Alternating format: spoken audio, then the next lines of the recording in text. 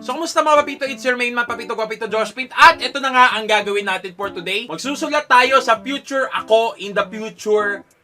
Yeah. Noong isang araw na sinabi ko magpo-post ako, kinabukasan na hindi ko nagawa kasi nakatulog ako at nagtuloy-tuloy siya, ngayon ko siya gagawin. Noong isang araw din, nagbasa tayo ng mga goals ko within 2015 hanggang 2020 at ngayon naman, 2025 na, isusulat natin yung goals ko ngayon. Pero kayo nga na nanonood dito, saksi kayo sa mga itatype ko dito. Kung may mga ma-achieve ba tayo ng achievement or goals bago mag 2025, I won't go too hard sa sarili ko na kapag hindi ko siya nakuha within this year, hello Joshua, ano ginagawa mo? Bakit di mo siya nakuha? I won't be like that. I will be better for the next year ulit, pero that doesn't mean hindi ako magsusumika for this year. So, simulan na natin yung pagsusulat, okay? So, nandito ako sa future me. Ayan, nakikita nyo, future me. Para kang may digital time capsule. I encourage you guys na gawin nyo din to para at least makapag self-reflect din kayo. And this is free. Hindi mo na kailangang magbayad or kung ano, and hindi to sponsored, no? Sana po sponsored ako. Okay? Okay.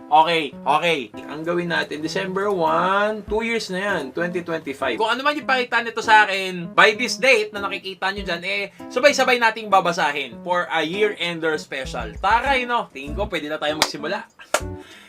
Hindi ko alam kung ano isusulat ko talaga. Isipin mo na lang kung paano ka nakipag-usap sa sarili mo nung 13 years old ka, nung gusto mong talunin yung pinakahuling boss sa Metal Slug 5. At piso lang yung gamit mo, okay? Kaya mo to. Dear Joshpin, Joshua,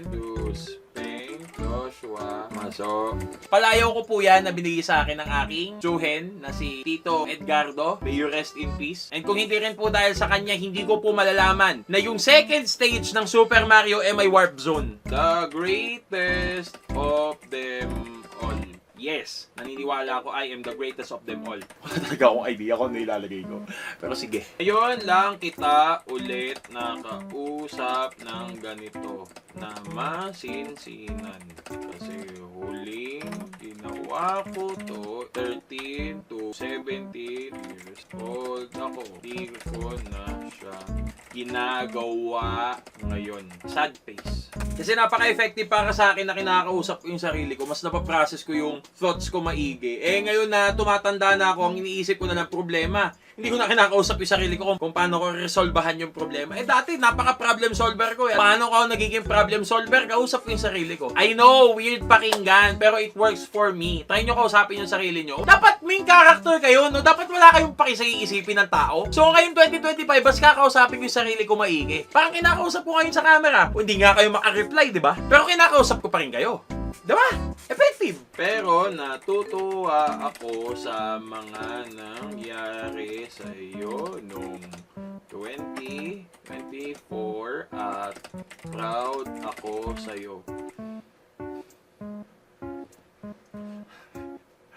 Parang may konting luhan sumisipa sa akin. Ngayon lang din ako parang vividly na naririnig, nagpa-positive self-talk ako. Ang saya pala.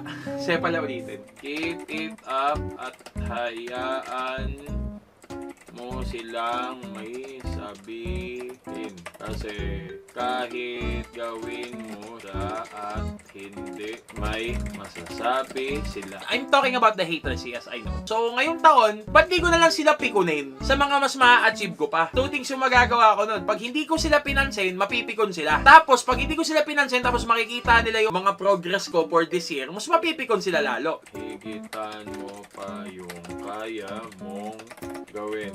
Kasi nga, good for fitness ka.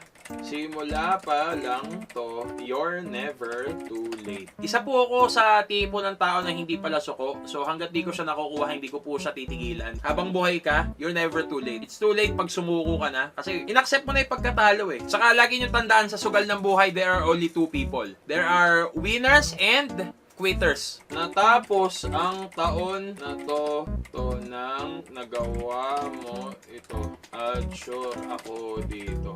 1 million sa YouTube. I know. Ang hirap eh. Kasi one time nag-900 na ako tapos bumaba pa ng 30k. 500k Facebook. Pero ang mas importante sa akin Output-based. Yes, gusto kong mag 1 million sa YouTube. Gusto kong mag 500k sa Facebook. Pero ang mas gusto kong mangyari, magkaroon ako ng matinding output-based projects or mga ginagawa. Kasi sa akin, nung dumating yung time na nakuha ko yung 10,000 subscribers ko, what's next for me? So, hindi ko na alam kung ano yung gagawin ko. Pag sinabi ko naman na output-based, output is, may output ako na bagong video, may output ako na gustong gawin. The more output, the more na mas makikita ng tao yung result, and the more na i-follow nila ako. Pangalawang mission na lang yung magkaroon ng followers. Ang pinaka-main mission mo is magkaroon ka ng mas madaming output. Gets? Marami kang ma-inspire sa ginagawa mo. Yun naman din pinakagusto ko simulat sa pool. Magbigay ng value sa mga nanonood sa akin, which is kayo. Edit ng video na gusto mong gawin. Yung grabe yung effort at sobrang seamless. Yun yung isa sa mga gusto kong gawin, yung makapagbigay ng value at alam mong timeless yung art na gagawin mo. And every video naman na gagawin mo, it will be an art eh. Hoping na nakatapos ka ng 100 games sa Steam mo. Yes, sobrang dami ko pong backlog. Bili ako ng bili ng laro pero wala naman akong natatapos miski isa. Grabe yung self-care mo. Sobrang kind mo sa sarili mo. Nakakalungkot isipin na nung year 2020, 21, 22, 23, within those 4 years, no? Grabe ako mag-negative self-talk sa sarili ko. Like, ina-undermine ko yung kakayanan ko. Lagi kong dinidisqualify yung mga nagawa kong tama. Lagi kong sinasabi sa sarili ko na hanggang dito lang ako. Pero gusto ko na siyang paltan ulit. I'm really thankful kay God for the year 2024 kasi nasurroundan ako ng mga tao na sobrang positibo mag-isip, na ini-encourage ako na ilabas yung best side ko. Positibo sila mag-isip. So, positibo na rin yung outlook ko sa buhay. Makapag-travel ka din. Either Taiwan, Thailand, or Japan. Kung gusto mo, Antarctica. So, ako gusto ko talaga mag-travel. Ang unang sakay ko pa lang po ng eroplano ay yung 2023, yung pumunta po kami ng Cebu. First time, no? Bakit? Ha? Papalag ka? First time ko nga ha? I trust you with that na makakapunta ka. All the more na pag iniisip ko siya, parang mas gusto kong suungin yung taon na to nang may ganitong mindset na makakapag-travel ako. Teka lang, dagdagan ko pala ulit to. Yung mga times na naging God's greatest soldier ka, able mong ma-share sa iba para maka-inspire ka.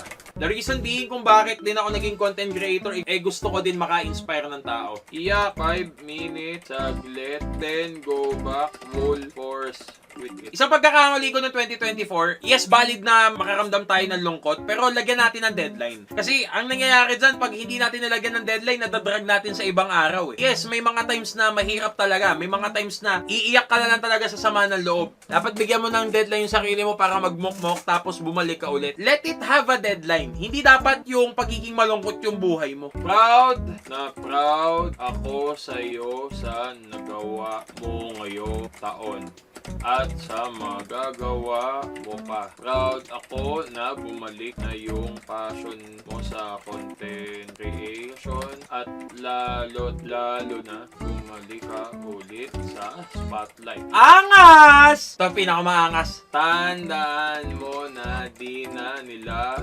mabubura yung pangalang Josh Pin sa isip nila na kahit saan sila lumingon at sino man yung kausap nila kilala ang pangalan mo. Ba't? Angal ka? Huwag ka umangal, sabay-sabay tayo dito. I'm writing for my future self, okay? I'm being kind to myself. Maalis na ang lahat, pati pangalan mo. Huwag lang si Jesus sa buhay mo. Alright! Lahat ng meron ako dito ay all the things that I have kay God. Hindi niyo ako makikilala at hindi ako buhay dito kung hindi dahil sa Kanya. So, hindi Kanya bibigyan ng pagsubok na hindi mo kaya. Hindi mo talaga kaya pag wala siya dyan sa tabi mo. May mga times na gusto ko na sumuko sa mundo. May hope ako na hindi mawala-wala eh. May apoy ako dito na kahit sobrang liit na lang mas nagbabaga pa siya. And for the final, hindi ko alam kung final na to eh. Tandaan mo, you've done great things already. Glad that I have you back. Firing Josh na naghingalo pero lumabas na ng ICU. Okay, kailangan ko lagyan sa pagiging burnt out. Okay, ayoko pong ma-ICU. Love you, Josh. Love you ulit. I'm getting a bit emotional kasi sa totoo lang, hindi na ako nakakapag self-talk ng ganito ka-positive sa akin. So parang habang sinusulat ko yun at naririnig ko, nakaka-touch maging ganito ka kain sa sarili mo. Kasi may mga times na hindi ka talaga kain sa sarili mo eh. Nagkapalpak ka. Taka-taka ko talaga! Bubububu! Up to the point na kada sabi ko sa sarili ko, nagiging ganun ako. Pero hindi ako ganun ginawa ni Lord. Yes. Read Micah 7 verse 8. Psalm 118, 13 to 14, and lastly, yan, don't forget your devotionals. Tapos, bawasan mo pagmumura mo. Ang squammy. Love you ulit, Josh. From your long lost best friend, Josh. Ako may iyak talaga. Reflection-wise, grabe nun, sarap pala ulit sa pakiramdam na sa self-talk ka ng maganda ulit sa sarili mo. It's been years na sobrang, alam mo yun, sobrang binababoy ko yung sarili ko, sobrang dami kong sinasabing masama sa sarili ko. Up to the point na gano'n na din yung nangyayari sa akin, tulad nga nasabi ko kanina. Kanina nagsusulat ako ng letter, tinatry kong pigilan yung luha ko, medyo humihikbi nga yung boses ko pag naririnig nyo habang nagsusulat ako. Kasi hindi ko na ulit naramdaman yung ganito for like years. Ang daming taon na lagi kong sinisisi yung sarili ko sa mga nangyari sa akin. Sinisisi ko lagi yung sarili ko sa mga kapalpakan ko. But in fact, may mga times na talagang pagsubok lang talaga to ng buhay. Yes, may pagkakamali ako, pero hindi ko kailangan bugbugin yung sarili ko para lang sa pagkakamali na yon. And yung pagbubugbog ba yan sa sarili ko, makakatulong ba sa akin? Hindi. Mas lalo kong lang binabaon yung sarili ko sa lupa kesa i-lift up ko yung sarili ko with that negative self-talk. Grabe, hindi ko maisip na dumating yung panahon na makita ko ulit yung sarili ko, na passionate ulit. Pero yun lang, naway na-inspire ko kayo na gumawa din ng ganito and kausapin yung sarili nyo na mas maigi. I guess makikita natin to sa December 2025. I think you should be there too. Kung sumulat din kayo, i-schedule nyo din ng December 31, 2025. Para bago mag-New Year, nakita nyo yung achievement na nagawa nyo at makita mo yung sulat na ginawa mo para sa sarili mo. So yun lang, thank you for watching Your Call for Greatness and Josh Pint, bounce!